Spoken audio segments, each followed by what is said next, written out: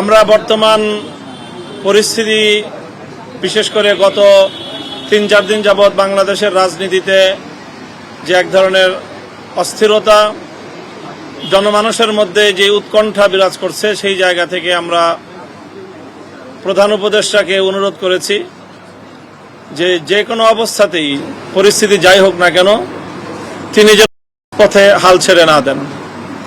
প্রধান উপদেষ্টা আমাদেরকে এ ব্যাপারে আশ্বস্ত করেছেন যে আমরা যদি সকলে তাকে সহযোগিতা করি তাহলে তিনি চলমান এই যে সংস্কার প্রক্রিয়া, এই সংস্কার প্রক্রিয়ার একটি পর্যায়ে নিয়ে দেশ এবং জাতিকে একটি গন্তব্য পর্যন্ত পৌঁছে দিয়েই তিনি তার দায়িত্ব ক্ষান্ত করবেন এবং একটি সুন্দর, গ্রহণযোগ্য এবং সেই নির্বাচনের জন্য তিনি তার সর্বোচ্চ যে সময়সীমা তিনি বলিষ্ঠভাবে স্পষ্ট ভাষায় আমাদের সামনে ব্যক্ত করেছেন, কমিটমেন্ট করেছেন যে 2026 সালের জুনের পরে 1 ঘন্টাও তিনি আর ক্ষমতায় অবস্থান করবেন না, ক্ষমতায় থাকবেন না। এর আগেই তিনি তার প্রক্রিয়া সম্পন্ন করে নির্বাচন দিবেন। আমাদের পক্ষ থেকে আমরা 3টি বিষয়কে গুরুত্বের সাথে উপস্থাপন করেছি। একটি হলো যে চলমান সংস্কার প্রক্রিয়া, এটা এই পর্যন্ত আমরা বলেছি যে এখনো পর্যন্ত সরকারের পক্ষ থেকে সংস্কার কার্যক্রমের কাঙ্ক্ষিত মানের কোনো অগ্রগতি আমরা দেখতে পাইনি। এই বিষয়টা আমরা আমাদের উদ্বেগের কথা জানিয়েছি যে এইভাবে অনিশ্চিত গন্তব্যের দিকে যাওয়া ঠিক নয়, বরং সংস্কার কতটুকু হচ্ছে, কতটুকু হবে সেই বিষয়ে সুস্পষ্ট, অতি দ্রুত, অনতিবিলম্বেই সংস্কারের বিষয়টাকে জাতির সামনে স্পষ্ট করা উচিত যে সরকার কতটুকু সংস্কার করছে। এরপরে হলো যে বিগত যে ফ্যাসিবাদী আমলে যেই হত্যাকাণ্ডগুলো সংগঠিত হয়েছে, শাপলা চত্বর থেকে নিয়ে শুরু করে জুলাই বিপ্লব পর্যন্ত, এই সকল হত্যাকাণ্ডের জন্য দায়ী প্রধান আসামিদেরকে, ফ্যাসিবাদী শেখ হাসিনা সহ তার প্রধান সহযোগীদের অন্তত নির্বাচনের আগে একটা নির্দিষ্ট একটা মেয়াদে নির্দিষ্ট একটা উন্নতি।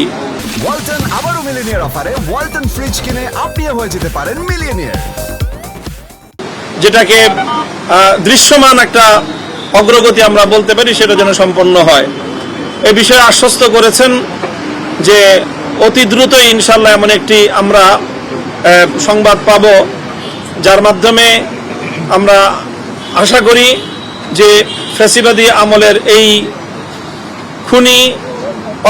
খুনি হত্যাকারীদের অন্তত 2-4টা মামলায়ও বিচার কার্যক্রম সম্পন্ন হবে এবং অনতিবিলম্বে তার ট্রায়াল শুরু হবে এবং সেই ট্রায়ালের মাধ্যমে সেই বিচার সম্পন্ন হবে। এই বিষয়ে আশ্বস্ত করেছেন। আর একটা বিষয় অত্যন্ত বলিষ্ঠতার সাথে তিনি বলেছেন যে করিডোর এবং বন্দর ইস্যুতে দেশ এবং জাতির স্বার্থ বিরোধী কোনো কার্যকলাপ অন্তত তার দ্বারা সম্পন্ন হবে না। তিনি তার উপর আস্থা রাখার জন্য আমাদেরকে বিশেষভাবে অনুরোধ করেছেন। আমরা বলেছি যে এই সকল বিষয়ে, বিশেষ করে করিডোর ইস্যুতে, বন্দর ইস্যুতে, আন্তর্জাতিক যেই ইস্যুগুলো রয়েছে সেখানে যেন সকল রাজনৈতিক দলগুলোকে সম্পৃক্ত করে সেই বিষয়ে রাষ্ট্র এবং সরকার তার সিদ্ধান্ত গ্রহণ করে এবং পলিসি মেনটেন করে। এবং আমরা এটাও বলেছি যে রাজনৈতিক দলগুলোর সাথে যে সরকারের একটা দূরত্ব তৈরি হয়েছে, যেখান থেকে জাতীয় একটা উদ্বেগ তৈরি হয়, সেই জায়গাটাতেও যেন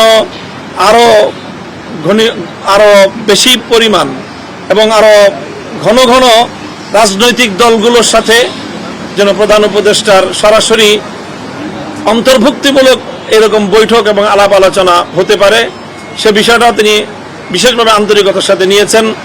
আর আমাদের বিশেষ দলীয় একটা বিষয় ছিল হেফাজতে ইসলামের মামলাগুলো প্রত্যাহারের বিষয়ে। আমরা বিগত মে মাসের 3 তারিখ মহাসমাবেশ থেকে 2 মাসের একটা আলটিমেটাম দিয়েছিলাম।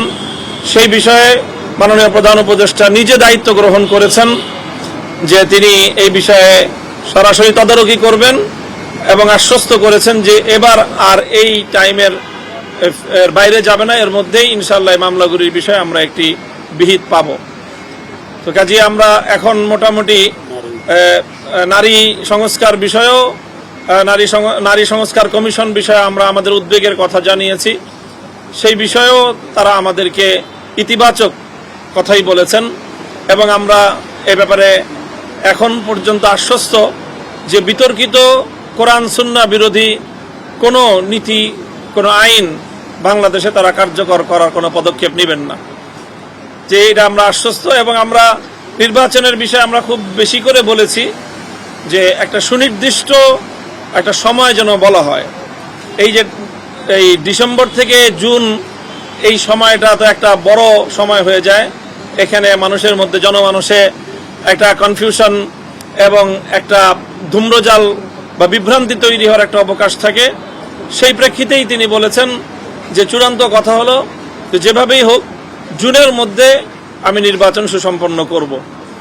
যে এই বিষয়ে আমাদের কাছে এই আলোচনা হয়েছে এবং তিনি আমাদের কাছে আশাবাদ ব্যক্ত করেছেন যে এই সকল কার্যকলাপে বাংলাদেশকে বিশ্ব দরবারে একটি সম্মানের আসনে অধিষ্ঠিত করার জন্য তিনি তার তৎপরতা এবং তার যোগ্যতা, তার মেধা দিয়ে তিনি সর্বোচ্চ চেষ্টা করবেন এবং তিনি আশাবাদ ব্যক্ত করেছেন, প্রত্যাশা ব্যক্ত করেছেন যেন আমরা তাকে এই ব্যাপারে সহযোগিতা করি।